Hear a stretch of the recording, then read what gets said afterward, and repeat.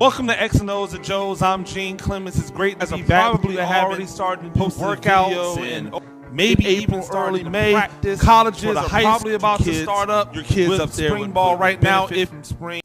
Welcome to X and O's and Joe's. I'm Gene Clemens. It's great to be back with you. I haven't posted a video in over a week. I know that spring is almost upon us for your youth teams. You guys are probably already starting to do workouts and maybe even starting to practice. For the high schoolers, we know that they're getting ready to. Usually it's late April, early May. Colleges are probably about to start up with spring ball right now if you're actually doing spring ball in college, depending upon where you are. I know I talked to someone in Massachusetts that doesn't have spring. It's unfortunate. I really do believe that your kids up there would benefit from spring. Somebody should do something. Try to start a petition or whatever. But those places that don't have spring, it really does set you back, because I believe some of the greatest gains that you make happen in the springtime, especially if you're looking to implement new defense and offense. And that's what I want to talk about today. I'm talking about implementing tempo and no huddle offenses. Now, I'm going to give you 5 tips to implementing tempo and no huddle offenses, because I think that people will try to make it more difficult than what it really is. I want to show you how I go about it, and then kind of give you some tips as to how you can implement it regardless of what level you're at. Let's get started. So first, don't dumb it down. Now, I'm mostly talking to you youth league coaches, but high school as well. Do not dumb down your offense. Do not try to make it so, oh, well, we got to give it to it so that this 8 or 9 or 10 or 11-year-old understands it. Here's the truth. The young mind is way more elastic than our adult minds are. So if your adult mind can pick up the concept, so can a young mind. I've had 9 and 10-year-olds that were reading backside ends. I had them reading coverages. These are things that if you teach it correctly and you put it in language that they understand, not necessarily dumbing it down, you can have success when you don't dumb down the things that you do because you're afraid that your kids won't be able to handle it. Identify the people who really gravitate towards the information. Make those the people that you rely upon to disseminate this information to your kids. Find those kids that really take a liking to learning the X's and O's and teach them the system that they're going to use for the rest of their life as long as they're playing football. So you don't want to dumb it down for your kids. The second thing, don't overload your install. Now, I just said don't dumb it down, but dumbing it down and taking things out, that's different.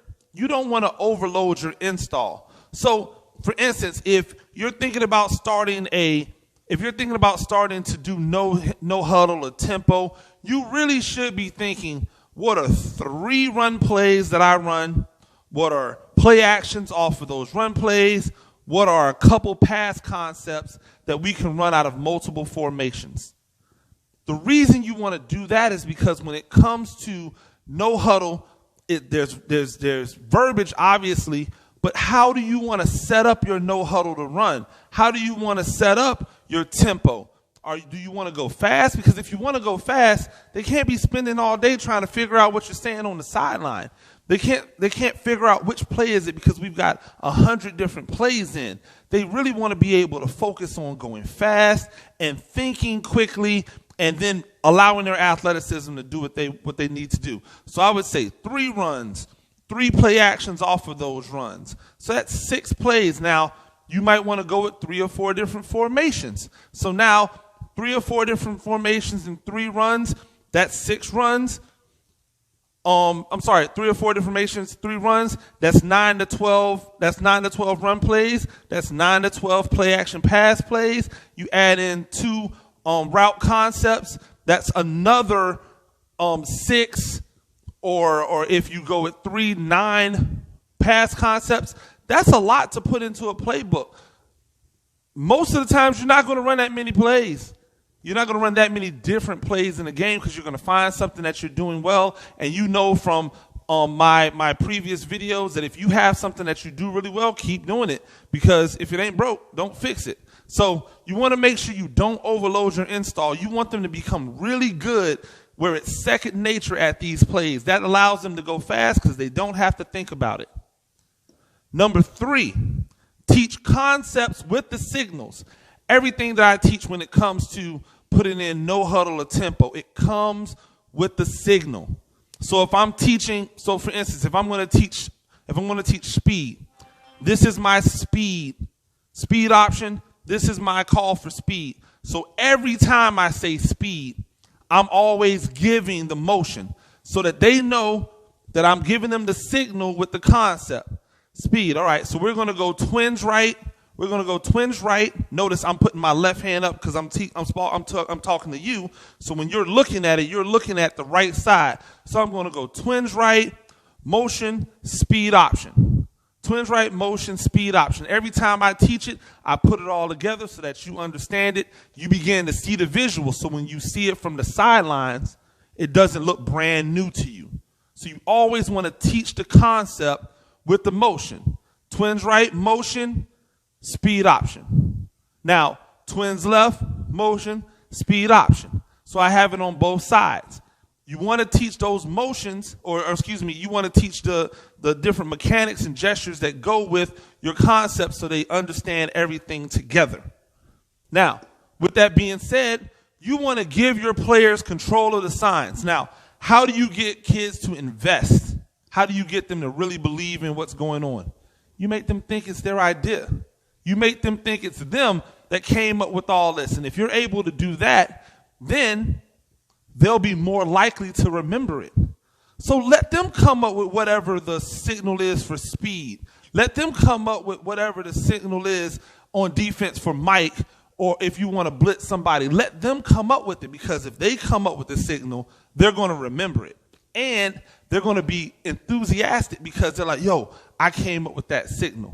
Now you might be able to let a kid call the plays in. So now those kids stay more invested in the game.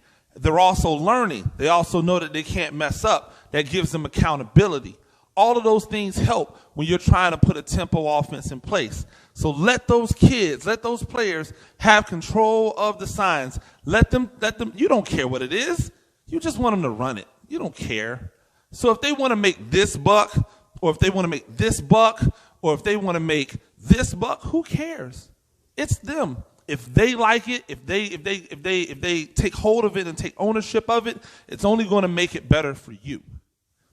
And the 5th thing, practice how you want to play.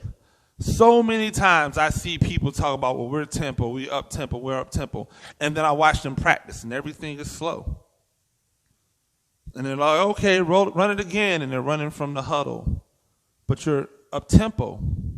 How are you running from the huddle if you're up tempo? But you're no huddle, so why are you ever huddling up? When you call plays in practice, where do you call plays from? Do you call plays from in the huddle with the quarterback, with all of them together? Or do you call plays from the sideline? Guess what? If you're no huddle, if you're tempo, everything you do in practice has to mirror the game, because unlike when you huddle up, guess what you're doing? If you're a huddle team, every practice you huddle up. If you're a no huddle team, why are you ever huddling up? If you're a tempo team, why are you ever going slow? I like to have a stopwatch out, and I like to time how long it takes us to get from the end of a play back to the line of scrimmage, ready to run a play. From the end of the play back to the line of scrimmage, ready to run a play. I like to have different tempos. If I want to go NASCAR, that means we want to go really, really fast. If I want to go NASCAR, then that means from the time that the play is over to the time we snap the ball should be less than 10 seconds. If we're going really, really fast. So you have to know that. You have to practice that. It can't just be a Thursday thing or the day before, whatever your day before your game is. It has to be done on a regular basis. So again, they're not thinking about it. This is just second nature. You need your offensive linemen to know that they have to quickly get their win back. They can't just walk back to the line of scrimmage, because if they're resting, guess who else is resting? The defense. And the entire purpose is that you don't want the defense to rest. You want to be able to dictate when the defense rests. So sometimes you might go breakneck fast, but then other times you may just be at the line of scrimmage and allow your coordinator to be able to assess what's going on. But the only way to do that is to practice that way. And that's what we have to do. You have to practice how you want to play. Now, those are 5 things, but I've got one bonus thing for you. I've got one bonus. And the bonus is less is more. Now, that goes kind of back to the second thing I was saying, but I wanted to come back to it again. Don't try to be the mad genius. Find things that you do really, really well and implement those into your no-huddle tempo offense. Start small. Less is more. If I run zone, if I'm a zone type of coach, then that should probably be all that I do. If I am a man scheme type of guy, then that's probably all I should do. If I'm gap scheme, then that's probably 2 or 3 plays that I'm going to do. But I want to make sure that whatever it is I'm doing, I keep it simple. Less of it. Because if I tell my kids they're going to run zone and we're running zone and all we do is run in zone, then the only thing they have to think about is whether they're going left or right. So my guard who's never played before, if I'm at a youth team, he knows that all I got to do is step left or step right, and I'm halfway to being successful. If I hear a blue, I know I'm going left. If I hear a red, I know I'm going right. So now I've made it easy. I've made it easy for them to be successful. And that's what you want to do. You want to make it easy for them to be successful until they get their confidence up. And when their confidence up, then you add a little bit more. You add a little bit more. But less is always more. So the less that you do, the more they get better at that small amount of stuff, the better you're going to be. Because the defense doesn't have time to realize, oh my gosh, they're running the same play over and over and over again. And even if they do, if you run it well, guess what? They've got to stop it. And they might stop at 1 play, but can they stop at 3 plays in a row? Can they stop at 4 plays in a row? Can they stop at 5 and 6 and 7? And that's really where the tempo takes over, because when you're in play number 11 and they're gassed and you're on the line of scrimmage ready to run that same zone play again, somebody's going to bust. And that's when you're able to hit it for a big gain. Thank you. I appreciate you joining us. It's a quick hitter for X and O's and Joe's. If you like what we do, please like this video. Subscribe to the channel. We're over 500 subscribers, but we're not to my birthday goal, which was 1,000. That's okay. We're not going to stop. As spring starts to pop up, we want you to still keep coming in, getting more information.